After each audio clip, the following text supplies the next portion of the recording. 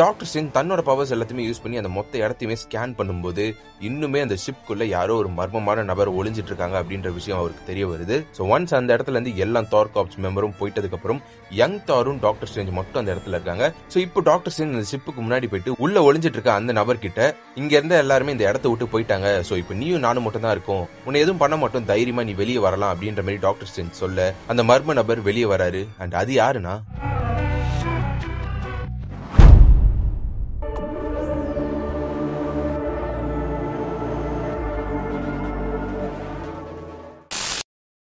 Sherif strange miles Morales கிட்ட யார் அவன், இதுக்குள்ள அவன் என்ன பண்ணிக்கிட்டு இருக்கான், இவனுக்கும் அந்த கெபால் டீமுக்கும் என்ன சம்மதம் அப்படின்னு கேட்டதுல நமக்கு தெரிய வர ஒரு விஷயம் என்னன்னா மைல்ஸ் மொரால்ஸுக்கும் அந்த கெபால் டீமுக்கும் எந்த சம்மதமும் இல்லை அப்படின்றது தெரிய வந்துருது. அப்படி இருந்தும் மைல்ஸ் மொரால்ஸ் எப்படி அந்த ராஃப்ட்குள்ள வந்தாரு அப்படின்னு கேட்டீங்கன்னா இந்த கெபால் டீமை 1610 யூனிவர்ஸ்ல இருக்கும்போது தலைமை ஃபாலோ பண்ணிக்கிட்டு இருந்திருக்கான். ஏன்னா பாக்குறதுக்கே ஒரு மாதிரி மார்க்கமா இருக்கானுங்க, காஸ்டியூம்லாம் ஒரு மாதிரி வித்தியாசமா இருக்கு, வில்லத்தனமா சுத்திட்டு இருக்கானுங்களே அப்படின்னு சொல்லிட்டு தலைமை ஃபாலோ பண்ண ஆரம்பிச்சிருக்கான். ஸோ அப்படியே இவங்க எல்லாருமே இந்த ராஃப்ட்குள்ள நுழையிறத பார்த்துட்டு நைஸா மைல்ஸ் மொரால்ஸும் அந்த ராஃப்ட்குள்ள வந்திருக்காரு. ஸோ லக்கிலி எப்படியோ அவங்கள ஃபாலோ பண்ணதுனாலேயே அந்த ஒரு பேரழிவுல இருந்து மைல்ஸ் மொரால்ஸ் எஸ்கேப் ஆகி இப்ப பேட்டில் வேர்ல்டுக்குள்ள வந்துட்டாரு. ஸோ இது எல்லாத்தையுமே மைல்ஸ் மொரால்ஸ் கிட்ட கேட்டு தெரிஞ்சுக்கிட்ட ஷெரிஃப் ஸ்ட்ரேஞ்ச் சரி ஓகே இவனால நமக்கு எந்த பிரச்சனையும் வரப்போறது இல்லை அப்படின்னு சொல்லி நினைக்கும் போது மைல்ஸ் மொரால்ஸ் ஒரு பெரிய விஷயத்த ரிவீல் பண்றாரு. இந்த மாதிரி இவங்க எல்லாரையுமே நான் என்னோட யூனிவர்ஸ்ல ஃபாலோ பண்ணிட்டு இருக்கும் போது வானத்துல நான் வேற ஒரு உலகத்தை பார்த்தேன், அந்த உலகம் என்னோட உலகத்தோட மோதுற ஒரு காட்சி தான் எனக்கு கடைசியா ஞாபகம் இருக்க ஒரு விஷயம் அப்படின்னு சொல்றாரு. அதுக்கு டாக்டர் ஸ்ட்ரேஞ்ச் பதறி போய் கேட்ட ஒரு கேள்வி என்னன்னா என்னது ஞாபகம் இருக்கா?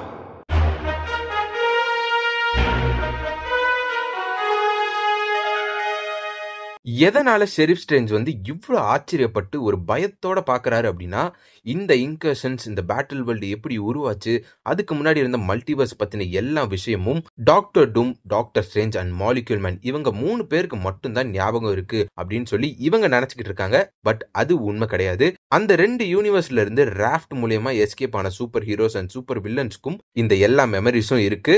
ஸோ காட் டூமோட மேஜிக் இவங்க யாரையுமே அஃபெக்ட் பண்ணல. மேபி அந்த ராஃப்டோட ஒரு ப்ரொடெக்ஷன் லேயர் இவங்களை அதுல இருந்து காப்பாத்திருக்கலாம். சோ இத்தனை பேருக்கு இந்த உண்மை தெரிஞ்சிருக்கு அப்படின்னா இவங்களால நிறைய பிரச்சனைகள் வரும்னு சொல்லிட்டு தான் ஷெரிஃப் ஸ்ட்ரேஞ்ச் பேனிக் ஆகுறாரு.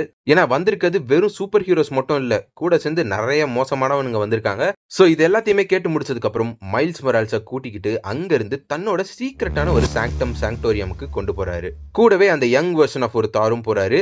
அவருக்கு ஒரு மண்ணும் புரியல, என்னடா இவன் என்னென்னமோ சொல்லிட்டு இருக்கான், இன்னொரு உலகம்லாம் கதை விட்டுட்டு இருக்கான், என்ன இவன் அப்படின்ற மாதிரி பாத்துக்கிட்டு இருக்காரு. மீன்வைல் கேஸ்டல் டூம்ல சூசன் ஸ்டார்ம் காட் டூம் கிட்ட சோகமா பேசிக்கிட்டு இருக்காங்க.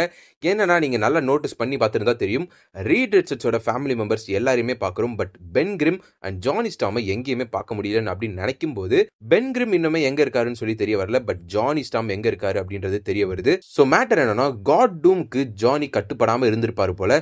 ஸோ அதனால சூசன் ஸ்டாமோட ஒரு அனுமதியோட ஜானியை இந்த பேட்டில் வேர்ல்டுக்கே ஒளி தரக்கூடிய ஒரு சூரியனா மாத்திடுறாங்க.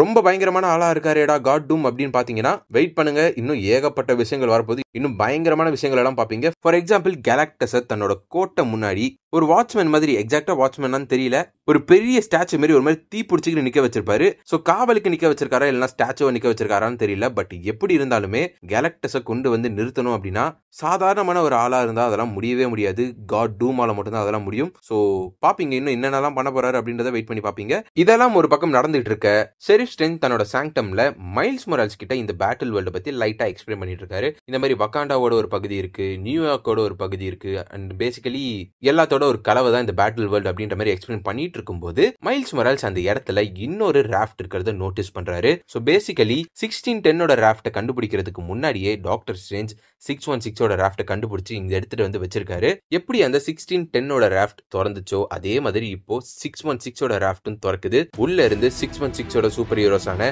Spiderman, Captain Marvel, Star Lord and mighty Thor வெளியே வராங்க. வெளியே வந்த உடனே ஸ்பைடர்மேன் அண்ட் மைல்ஸ் மொரால்ஸ் ஒருத்தரை ரெகக்னைஸ் பண்ணிக்கிறாங்க. ஏன்னா பேசிக்கலி 2 யூனிவர்ஸ்லுமே ஸ்பைடர்மேனும் இருந்திருப்பாங்க, மைல்ஸ் மொரால்ஸும் இருந்திருப்பாங்க, 2 பேருமே ஒன்னாவே வேலை செஞ்சிருப்பாங்க. சோ அதனால அவங்களோட யூனிவர்ஸோட ஸ்பைடர்மேன் தான், அவங்களோட யூனிவர்ஸோட மைல்ஸ் மொரால்ஸ் தான் அப்படின்னு நினைச்சுக்கிட்டு ரெகக்னைஸ் பண்ணிக்கிறாங்க. பட் 2 பேரும் பேசி முடிக்கும் போது 2 பேரும் டிஃபரெண்ட் யூனிவர்ஸ்ன்றது புரிஞ்சுக்கிறாங்க.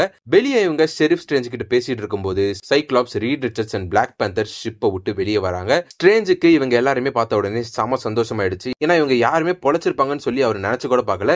சோ அவங்க எல்லாருமே பேசி முடிச்சதுக்கு அப்புறம் அந்த முக்கியமான கேள்வியை அவங்களும் கேட்கறாங்க, எங்க நாங்க இருக்கோம், இது என்ன இடம், இந்த இடத்தோட பேர் என்னன்னு சொல்லி எல்லாரும் கேட்க, நீங்க எங்க இருக்கீங்கன்றதை தெரிஞ்சுக்கிறத விட எவ்வளவு நேரமா இங்க இருக்கீங்கன்றதை தெரிஞ்சுக்கிறது தான் இப்ப ரொம்ப முக்கியம் சொல்லி ஷெரீஃப் ஸ்ட்ரேஞ்ச் சொல்றாரு. ராஃப்டுக்குள்ள இருந்தவங்களை பொறுத்தவரை இன்கர்ஷன்ஸ்லாம் நடந்து ஒரு 1 hour தான் இருக்கும்னா, ஒரு 1 மணி நேரம் ஆயிருக்கும் அப்படின்ற மாதிரி நினைச்சிட்டு இருந்திருக்காங்க. பட் உண்மை என்னன்னா, இன்கர்ஷன்ஸ் நடந்து மல்டிவர்ஸ் அழிஞ்சு 8 வருஷம் ஆயிடுச்சு. இன்கர்ஷன்ஸ் நடந்து முடிஞ்சு 5 வருஷம் கழிச்சு தான் ஷெரீஃப் ஸ்ட்ரேஞ்ச் இந்த ராஃப்டை கண்டுபிடிச்சிருக்காரு. ஸோ பேசிக்கலி 3 வருஷமா இந்த ராஃப்ட் ஷெரீஃப் ஸ்ட்ரேஞ்சோட கண்ட்ரோல்ல தான் இருந்திருக்கு.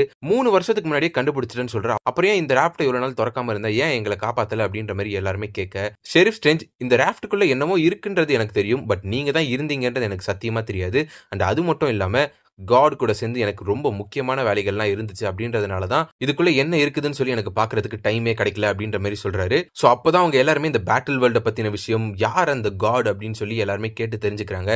ஷெரீஃப் ஸ்ட்ரேஞ்ச் விக்டர் வான் டூம் தான் இந்த பேட்டில் வேர்ல்டோட காட் அப்படின்னு சொல்லி ரிவீல் பண்ணதும் அங்க இருக்க எல்லாருக்குமே வாயில பேச்சே இல்லாம நின்னுகிட்டு இருக்காங்க. உனக்கு என்ன பைத்தியம் பிடிச்சிக்கிச்சா, விக்டர் வான் டூமுக்கு போய் சப்போர்ட் பண்ணிட்டு இருக்க, அவன் எப்படி இந்த உலகத்துக்கு காடா மாறினா, நீ எடுத்ததுலேயே முட்டாள்தனமான டிசிஷன் இதுதான் அப்படின்ற மாதிரி சொல்லி எல்லாருமே சொல்லிட்டு இருக்காங்க.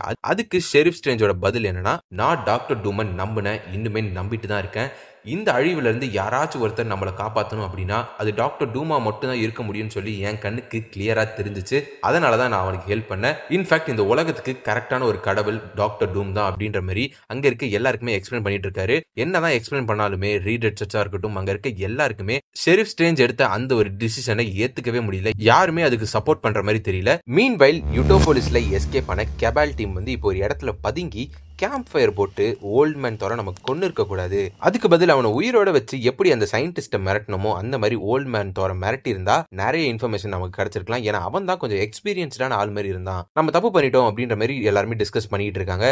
இவங்க பேசிட்டு இருக்க அந்த நேரத்துல தார் காப்ஸ் கெபால் டீமை ட்ராக் பண்ணி அந்த இடத்துக்கு வந்துடுறாங்க. சோ கெபால் வெர்சஸ் தார் காப்ஸ் ஒரு பெரிய சண்டை நடக்குது. அந்த சண்டையில அன்பார்ச்சுனேட்லி கெபால் டீம் ரொம்ப ஓவர் பவர்டா இருக்கிறதுனால ஈஸியாவே தார் காப்ஸ் மெம்பர்ஸை ஈஸியாவே டீல் பண்ணிடுறாங்க. ஏன்னா தார் காப்ஸ் டீம் இருக்க நிறைய தார்ஸ் வந்து ஒரு மாதிரி பேஸ் வெர்ஷன், ஒரு மாதிரி இப்பதான் தாரா மாறி இருக்காங்க, லைக் வேர்தியா இருக்காங்க, அவ்வளவுதான், பெரிய பிரைம் வெர்ஷன் ஆஃப் தார்ஸ் எல்லாம் இல்ல. சோ அதனாலேயே ஈஸியாவே கெபால் வந்து அவங்களை ஹேண்டில் பண்ணிடுறாங்க. சோ அங்க இருந்து ஒரே ஒரு தார் வேரியன்ட் மட்டும் காட் டூம் கிட்ட போயிட்டு எல்லாமே கையை மீறி போயிட்டு இருக்கு, ப்ளீஸ் நீங்க வந்தாதான் எங்களை காப்பாற்ற முடியும் அப்படின்னு சொல்லிட்டு காட் டூம் கிட்ட இன்ஃபார்ம் பண்றாரு. சோ இதை தெரிஞ்சுக்கிட்ட காட் டூம் ஹாலோகிராம் வழியா அந்த இடத்துல என்ன நடந்துட்டு இருக்கு அப்படின்றத பாக்குறாரு. சோ இது என்ன சாதாரணமான சண்டை தானே, இதுக்கு எதுக்கு நான் வரணும் அப்படின்ற மாதிரி, இதெல்லாம் ஒரு சின்ன விஷயம் தான், இதுக்கெல்லாம் கடவுளை கூப்பிடாதீங்க அப்படின்ற மாதிரி பேசிட்டு இருக்காரு. But Susan Storm God Doom கிட்ட இல்ல இது சாதாரணமான பிரச்சனை மாதிரி தெரியல, தயவு செஞ்சு நீங்க போங்க அப்படின்ற மாதிரி வற்புறுத்துறாங்க. பட் அதுக்கு காட் டூம் கவலைப்படாத, ஸ்ட்ரேஞ்ச் இது எல்லாத்தையும் பார்த்துப்பான் அப்படின்னு சொல்ல ஷெரீஃப் ஸ்ட்ரேஞ்ச் 616 யூனிவர்ஸோட ஹீரோஸோட அந்த இடத்துக்கு என்ட்ரி ஆறாரு. So Sheriff Strange and 616 super heroes வந்ததுனால தார் காப்ஸோட சைடு இப்ப வந்து ரொம்பவே ஹெவி ஆகுது. ஈஸியாவே கெபால் டீம் அவங்க சமாளிச்சிட்டு இருக்காங்க. சோ அவ்வளவுதான் பிரச்சனை எல்லாம் முடிஞ்சிருச்சுல அப்படின்னு சொல்லிட்டு காட் டூம் அந்த ஹோலோகிராம க்ளோஸ் பண்றதுக்கு முன்னாடி அவரு ரீட் ரிச்சர்ட்ஸை பாக்குறாரு. ரீட் ரிச்சர்ட்ஸை பார்த்த டாக்டர் டூம் பதறி போயிட்டு அந்த இடத்துக்கு உடனே இப்ப டெலிபோர்ட் ஆகி போறாரு. ஏன்னா ரீட் ரிச்சர்ட்ஸ்க்கு சூசன் ஸ்டார்ம் அண்ட் அவரோட ஃபேமிலி மெம்பர்ஸ் இப்ப விக்டர் வான் டூமோட ஃபேமிலி மெம்பர்ஸா மாத்தி வச்சிருக்கான் அப்படின்றது வந்து தெரிஞ்சிச்சுன்னா பெரிய பிரச்சனை ஆகும் அப்படின்னு சொல்லிட்டு இவரே முந்திக்கிட்டு அந்த இடத்துக்கு டெலிபோர்ட் ஆகி போயிடுறாரு. சோ அங்க போயிட்டு அங்க இருக்க எல்லாருமே மண்டியிட சொல்லி அவரை கடவுளா ஏத்துக்க சொல்லி ஆர்டர் போடுறாரு. பட் அங்க இருக்க யாருமே ஒரு இன்ச்சு கூட நவர்ற மாதிரி தெரியல, யாருமே அவர் கடவுளா ஏத்துக்கிறதுக்கு ரெடியா இருக்க மாதிரி தெரியல. சோ சைக்ளாப்ஸ் தன்னோட ஃபீனிக்ஸ் ஃபோர்ஸை யூஸ் பண்ணி டாக்டர் டூமை கொன்னுட்டு தன்னோட ஒரு தலைமையில கரெக்டான ஒரு வழியில இந்த உலகத்தை நடத்தலாம் அப்படின்னு சொல்லிட்டு காட் டூம் அட்டாக் பண்ண காட் டூமுக்கு ஒரு சின்ன கீறல் கூட விழல. தேவையில்லாம சைக்ளாப்ஸ் காட் டூமை உசுப்பேத்தி விட்டாருன்னு தான் சொல்லணும். சோ இப்ப காட் டூம் தன்னோட 1% பவர் யூஸ் பண்ணி அசால்ட்டா சைக்ளாப்ஸை கொன்னுடுறாரு. சோ இதை பார்த்த ஷெரீஃப் ஸ்ட்ரேஞ்ச் மத்தவங்களுக்கும் இதே நிலைமை வந்துட போகுது அப்படின்னு சொல்லிட்டு அங்கிருந்து எல்லாருமே டெலிபோர்ட் பண்ணி வேற வேற இடத்துக்கு அனுப்பிச்சு விட்டுறாரு. எல்லாருமே டிஃபரெண்டா ஸ்கேட்டர் ஆகி போயிடுறாங்க. நீ சைக்ளாப்ஸை கொண்ட மாதிரி மற்றவங்களையும் கொள்றதுக்கு நான் என்னைக்குமே அனுமதிக்க மாட்டேன். இன்ஃபேக்ட் இப்போதான் எனக்கு எல்லா உண்மைகளுமே புரிய வருது. இத்தனை வருஷமா நான் உனக்கு ஹெல்ப் பண்ணது, நீ பண்ண விஷயங்கள் எல்லாமே மக்களுக்காக கிடையாதுன்னு சொல்லி எப்ப நீ ரீட் ரிச்சர்ட்ஸை பார்த்த உடனே அவனோட ஃபேமிலி மெம்பர்ஸை பத்தின உண்மைகள் அவனுக்கு தெரிய வந்து நீ அவனோட ஃபேமிலி மெம்பர்ஸை கரப்ட் பண்ணி உன்னோட ஃபேமிலி மெம்பர்ஸை மாத்தி வச்சிருக்கன்ற உண்மைகள் அவனுக்கு தெரிய வந்தா நிறைய பிரச்சனைகள் வரும்னு சொல்லிட்டு எப்போ இங்க அவனை கொல்றதுக்கு வந்தியோ அப்பயே தெரிஞ்சு போச்சு நீ இது எதையுமே மக்களுக்காக பண்ணல, உனக்காக பண்ணிட்டு இருந்திருக்க. ஈவன் என்னோட ஃப்ரெண்ட்ஸ் ஆனா அவங்க கிட்டேயே உன்னை நான் டிஃபெண்ட் பண்ணிட்டு இருந்தேன், நீ தான் கரெக்டான கடவுள்னு சொல்லிட்டு. இப்பதான் எனக்கு புரியுது நீ கடவுளே கிடையாது, கடவுளோட சக்தி இருக்க ஒரு பயந்தாங்கோலி. தப்பு பண்ணிட்ட ஸ்டீவன்.